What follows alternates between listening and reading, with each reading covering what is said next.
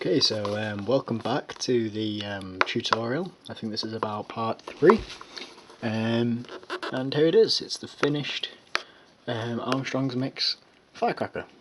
It's a homemade one, so yeah. Now, just to show you, if you can't remember how thick the tube was,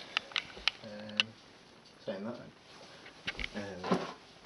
this is the exact same thickness as the other tube. I would say that's about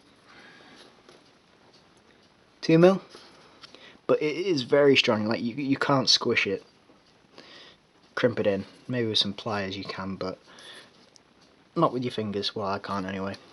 So it's a very strong tube, and how it's been reinforced in each cap is a piece of toilet paper or any tissue paper has been rammed down it with a pencil and then pushed in a little bit, so because it's got a little dimple there, see how it dips in, so it's just below the actual surface of there, and then a bead of PVA glue, and then pressed down onto the same material of card.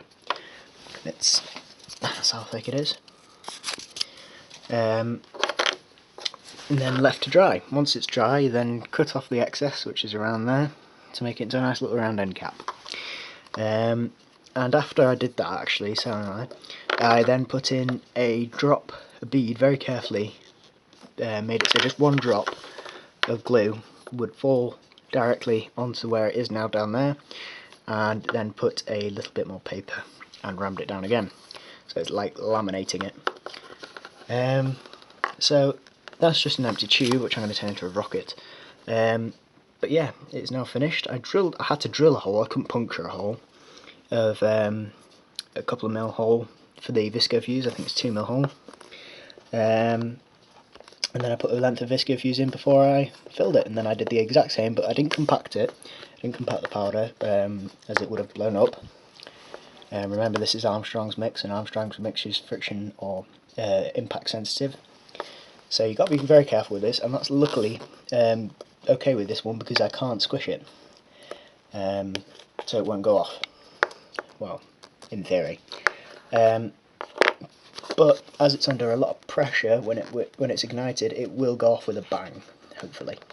So yeah, that's about it for now. I'll do part 4 on Thursday, when I will be setting it off. I also, before I finished off, I put a fair amount of PVA glue around the visco fuse, which is now drying clear. And if you want to give it a nice finish, go over the whole thing in PVA, and it gives it a nice smooth kind of varnish. It gives it a slight shine. You can see it just around the fuse. It also just strengthens it and protects it from damp. Anyway, that's about it. I'll keep you updated, and thanks for watching. I hope you enjoyed, and I'll see you in the next video.